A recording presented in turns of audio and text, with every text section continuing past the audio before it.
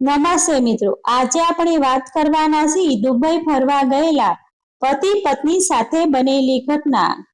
અમદાવાદના સેટેલાઇટ વિસ્તારમાં રહેતા હાર્દિક પટેલ અને તેની પત્ની નિધિ પટેલના લગ્નને લગભગ 7 વર્ષ જેટલો સમય વીતી ગયો હતો. બંનેનું જીવન બહારથી જોતા ખૂબ જ સુખી લાગતું હતું. હાર્દિક એક જાણીતી આઈટી કંપનીમાં ઉચ્ચ હોદ્દા પર કામ કરતો હતો, જ્યારે નિધિ પોતાનો ઓનલાઈન બિઝનેસ ચલાવતી હતી. પૈસાની કોઈ કમી નહોતી. સુંદર ઘર હતું, લક્ઝરી કાર હતી અને સમાજમાં સારી પ્રતિષ્ઠા પણ હતી. પરંતુ છેલ્લા 2 વર્ષથી બંનેના સંબંધોમાં એક અજીબ પ્રકારનું અંતર આવવા લાગ્યું હતું. રોજિંદા જીવનની દોડધામ, કામનું પ્રેશર અને એકબીજાને સમય ન આપી શકવાને કારણે બંને વચ્ચે નાની નાની બાબતોમાં ઝઘડા થવા લાગ્યા હતા. બહારની દુનિયા માટે તેઓ એક આદર્શ કપલ હતા, પરંતુ અંદરથી બંનેના મનમાં ઘણી વાતો દબાઈને બેઠી હતી. એક દિવસ નિધિએ હાર્દિકને કહ્યું કે જીવનમાં માત્ર પૈસા કમાવા પૂરતું નથી, ક્યારેક એકબીજાને સમજવા માટે સમય પણ કાઢવો પડે. આ વાત હાર્દિકના દિલમાં ઉતરી ગઈ. તેણે તરત જ નક્કી કર્યું કે બંને થોડા દિવસ માટે બધું ભૂલીને ક્યાંક ફરવા જશે. લાંબી ચર્ચા પછી તેમણે દુબઈ જવાનું નક્કી કર્યું. બંનેએ વિચાર્યું કે કદાચ આ પ્રવાસ તેમના સંબંધોને ફરીથી જીવિત બનાવી દેશે. પ્રવાસનો દિવસ આવ્યો. અમદાવાદ એરપોર્ટ પરથી ફ્લાઇટ ઉડી ત્યારે બંનેના ચહેરા પર લાંબા સમય પછી સાચું સ્મિત દેખાતું હતું. દુબઈ પહોંચતા તેમની આંખો ચમકી ઉઠી. ઊંચી ઇમારતો, ચમકતા રસ્તાઓ, વૈભવી જીવનશૈલી અને અદ્ભુત વ્યવસ્થા જોઈને તેઓ મગ્ન થઈ ગયા. પ્રથમ 2 દિવસ તેમણે દુનિયાની સૌથી ઊંચી ઇમારત બુર્જ ખલીફા, વિશાળ દુબઈ મોલ અને રણ પ્રદેશની સફારીનો આનંદ માણ્યો. દરેક ક્ષણ સોશિયલ મીડિયા માટે ફોટા પાડવામાં અને યાદગાર પળો એકત્ર કરવામાં પસાર થઈ રહી હતી. બંનેને લાગવા લાગ્યું કે જીવન ફરીથી સુંદર બની રહ્યું છે, પરંતુ તેમને ખબર નહોતી કે તેની જિંદગીનો સૌથી મોટો વળાંક હજુ આવવાનો હતો. ત્રીજા દિવસે સવારે તેમણે દુબઈના જૂના વિસ્તારો જોવા માટે ટેક્સી લીધી. ડ્રાઈવર એક વૃદ્ધ અરબી વ્યક્તિ હતો. રસ્તામાં તેમને ઘણા રસપ્રદ કિસ્સાઓ સંભળાવ્યા. વાતચીત દરમિયાન તેણે કહ્યું કે દુનિયામાં સૌથી મોટી સંપત્તિ પૈસા નથી, પરંતુ સંબંધો છે. હાર્દિક અને નિધિએ આ વાત સાંભળીને પણ ખાસ ધ્યાન આપ્યું નહીં. તેઓ તો પોતાના પ્રવાસમાં આનંદમાં મગ્ન હતા. બપોર પછી બંને એક સ્થાનિક બજારમાં ખરીદી કરવા ગયા. ત્યાં લોકોની ભીડ ખૂબ જ હતી. અચાનક નિધિને ધ્યાન આવ્યું કે તેની હેન્ડબેગ ગાયબ હતી. તે ગભરાઈ ગઈ. બેગમાં પાસપોર્ટ, રોકડ રકમ, ક્રેડિટ કાર્ડ અને ઘણી જરૂરી વસ્તુઓ હતી. હાર્દિક પણ ચિંતામાં આવી ગયો. બંનેએ આખા બજારમાં શોધખોળ કરી, પોલીસને જાણ કરી અને આસપાસના દુકાનદારોને પૂછપરછ કરી, પરંતુ બેગ ક્યાંય મળી નહીં. જેમ જેમ સમય પસાર થતો ગયો તેમ તેમ બંનેને ચિંતા વધતી ગઈ. હોટેલમાં પરત ફરીને બંને વચ્ચે રોષણ શરૂ થઈ ગયું. હાર્દિક કહેતો હતો કે નિધિને બેદરકારી રાખી હતી, જ્યારે નિધિ કહેતી હતી કે હાર્દિકે પણ તેની મદદ કરી નહોતી. થોડા જ કલાકોમાં પ્રવાસનો આનંદ તણાવમાં બદલાઈ ગયો. સાંજ પડતા બંને હોટેલની લોબીમાં બેઠા હતા ત્યારે એક આશરે 70 વર્ષના વૃદ્ધ વ્યક્તિ તેમની પાસે આવ્યા. તેમના ચહેરા પર અદ્ભુત શાંતિ હતી. તેમણે અંગ્રેજીમાં પૂછ્યું કે તમે બંને ખૂબ જ પરેશાન લાગો છો, શું થયું છે? હાર્દિકે આખી ઘટના કહી. વૃદ્ધે ધીરજથી બધું સંભળાવ્યું અને પછી માત્ર એટલું જ કહ્યું, ક્યારેક ઈશ્વર આપણને કંઈ ગુમાવવાને કંઈક મોટું શીખવાડે છે. આ વાત સાંભળીને બંને થોડા શાંત થયા. બીજા દિવસે સવારે હોટલના રિસેપ્શન પરથી ફોન આવ્યો. એક અજાણી વ્યક્તિએ નિધિની બેગ સબમિટ કરી હતી. બેગમાં બધું સુરક્ષિત હતું. પાસપોર્ટ, પૈસા, કાર્ડ, કંઈ પણ ગુમ નહોતું. બંનેને વિશ્વાસ જ ન આવ્યો. તેઓ તરત જ બેગ લેવા પહોંચ્યા. ત્યાં તેમને ખબર પડી કે બેગ એક ગરીબ મજૂરને મળી હતી. તે પોતે બહુ સામાન્ય જીવન જીવતો હતો, છતાં તેણે એક પણ રૂપિયા લીધા વગર બેગ પરત કરી દીધી. હાર્દિક અને નિધિ તેની ઈમાનદારી જોઈને આશ્ચર્યચકિત થઈ ગયા. તેમણે તેને ઇનામ આપવાનો પ્રયત્ન કર્યો, પરંતુ તેણે સ્મિત સાથે કહ્યું, મારી પાસે પૈસા ઓછા છે, પરંતુ મારા માતા પિતાએ મને ઈમાનદારીનું ધન આપ્યું છે. આ શબ્દએ બંનેના દિલને સ્પર્શી લીધા. ખાસ કરીને હાર્દિકને. તેણે વિચાર્યું કે જે માણસ પાસે કંઈ નથી તે પણ એટલો સસ્તો હોઈ શકે, અને પોતે બધું હોવા છતાં રોજિંદા જીવનમાં કેટલી ફરિયાદો કરતો રહે છે. ત્યારબાદ બંનેએ બાકીનો દિવસ શાંતિથી પસાર કર્યો. તેઓ દરિયા કિનારે બેઠા અને લાંબા સમય પછી ખુલ્લા દિલથી વાત કરી. બંનેએ પોતાની ભૂલો સ્વીકારી. નિધિએ કહ્યું કે તેને પૈસા કે ભેટો નહીં, પરંતુ હાર્દિકનો સમય જોઈએ છે. હાર્દિકે પણ સ્વીકાર્યું કે કામના દબાણમાં તેણે પરિવારને પૂરતો સમય આપ્યો નહોતો. એ સાંજે બંનેએ નક્કી કર્યું કે હવે જીવનમાં સંબંધોને પ્રથમ સ્થાન આપશે. બીજા દિવસે તેઓ દુબઈના એક પ્રસિદ્ધ દરિયા કિનારે ફરવા ગયા. ત્યાં ભીડ વચ્ચે અચાનક એક નાનકડું બાળક રડતું દેખાયું. બાળક આસપાસ કોઈ પરિવારજન વગર ઊભું હતું. નિધિ તરત જ તેની પાસે ગઈ. બાળક માત્ર 5-6 વર્ષનું હતું અને ખૂબ ગભરાયેલું હતું. પૂછપરછ કરતા ખબર પડી કે તે પોતાના માતા પિતાથી છૂટું પડી ગયું હતું. હાર્દિક અને નિધિએ તરત જ સુરક્ષા કર્મચારીઓને જાણ કરી. લગભગ 1 કલાકની શોધખોળ પછી બાળકના માતા પિતા મળ્યા. તેઓ પોતાના દીકરાને જોઈને રડી પડ્યા. આખો પરિવાર હાર્દિક અને નિધિનો આભાર માનવા લાગ્યો. વર્ષો સુધી કારકિર્દી અને વ્યવસાય પાછળ દોડતા તેઓ સંતાન વિશે ગંભીરતાથી વિચારતા નહોતા, પરંતુ તે બાળકને જોઈને બંનેને સમજાયું કે પરિવારનું સાચું સુખ શું હોય છે.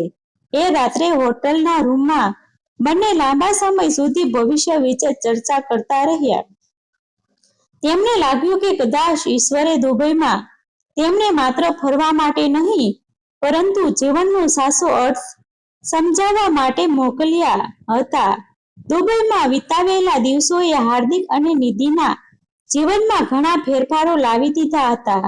જે પ્રવાસ માત્ર મોજ મસ્તી અને ફરવા માટે શરૂ થયો હતો, તે હવે એક ભાવનાત્મક સફરમાં બદલાઈ ગયો હતો. બેગ ગુમાવવાની ઘટના, ગરીબ મજૂરની ઈમાનદારી અને દરિયા કિનારે ખોવાયેલા બાળકને તેના માતા પિતા સાથે મિલાવી આપવાની ઘટના, આ બધાએ બંનેના વિચારોને સંપૂર્ણપણે બદલવા શરૂ કરી દીધા હતા. લાંબા સમય પછી તેઓ એકબીજાની આંખોમાં એ જ પ્રેમ અને વિશ્વાસ જોઈ રહ્યા હતા જે લગ્નના શરૂઆતના દિવસોમાં હતો.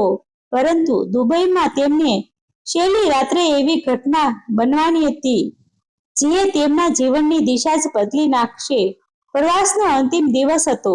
બીજા દિવસે સવારે તેમની ભારત પરત ફરવાની ફ્લાઇટ હતી.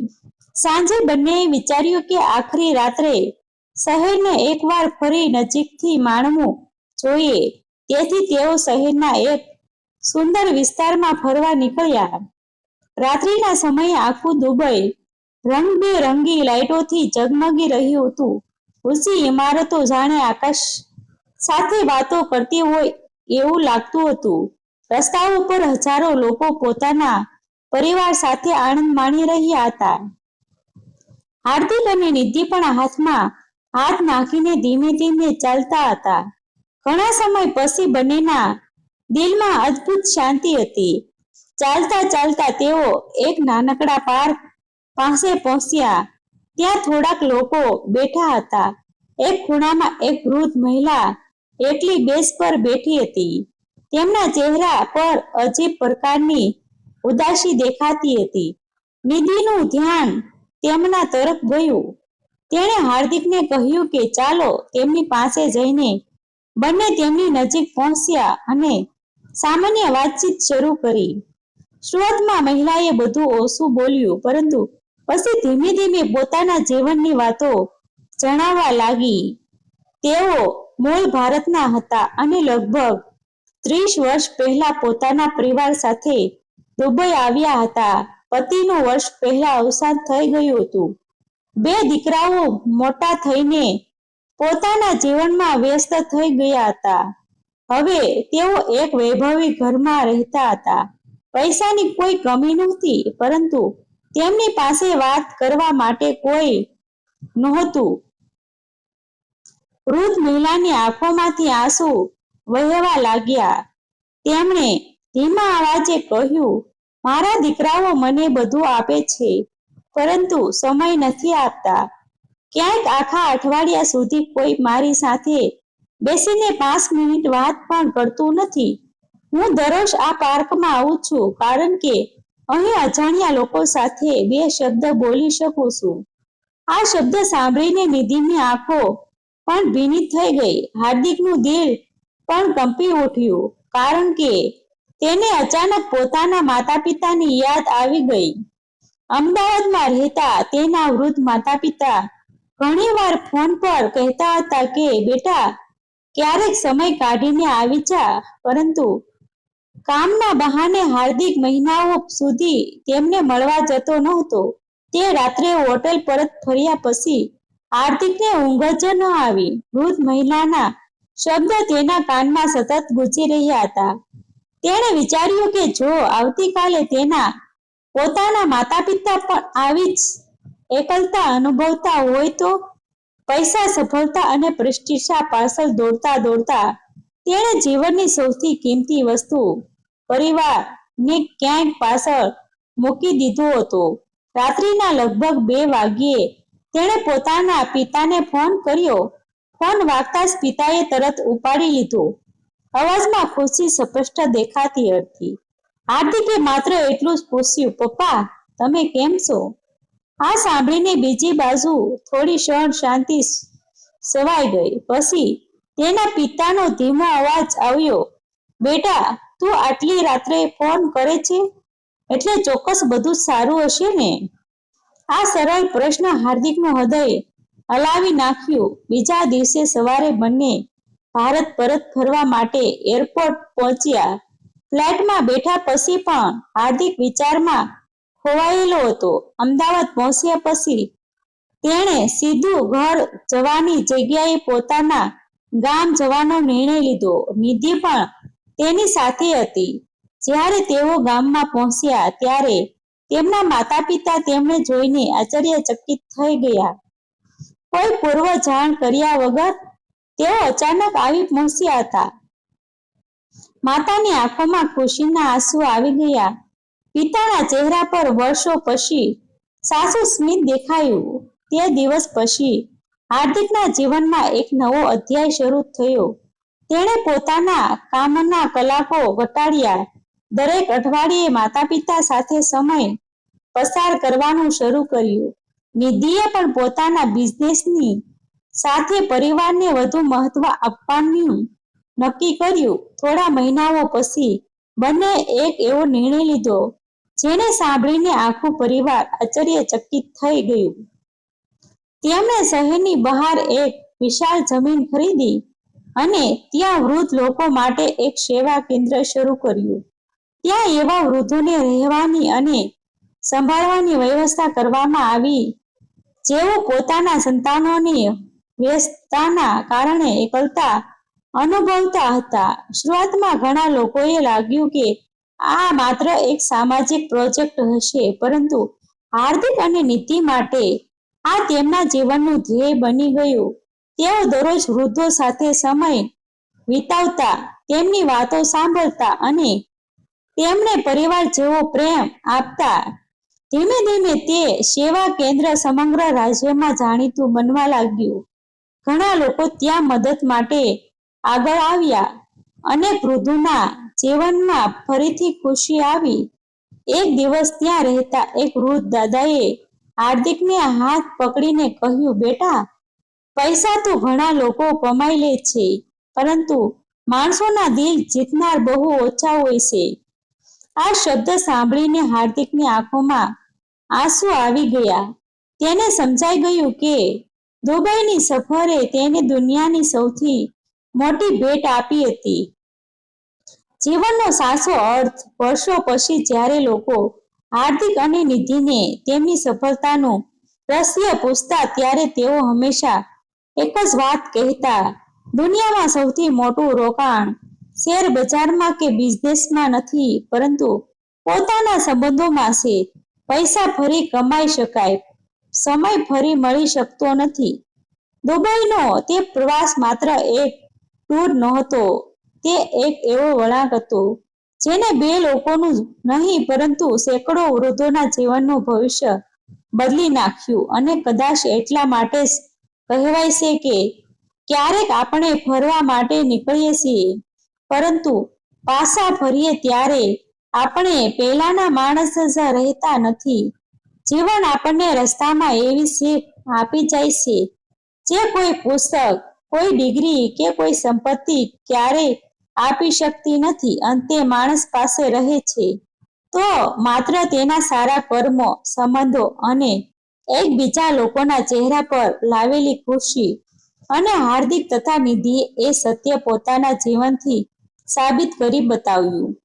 આ વાર્તા સંપૂર્ણપણે કાલ્પનિક છે. તેમાં દર્શાવેલા તમામ પાત્રોના નામ, સ્થળો, ઘટનાઓ અને સંવાદો લેખકની કલ્પના પર આધારિત છે.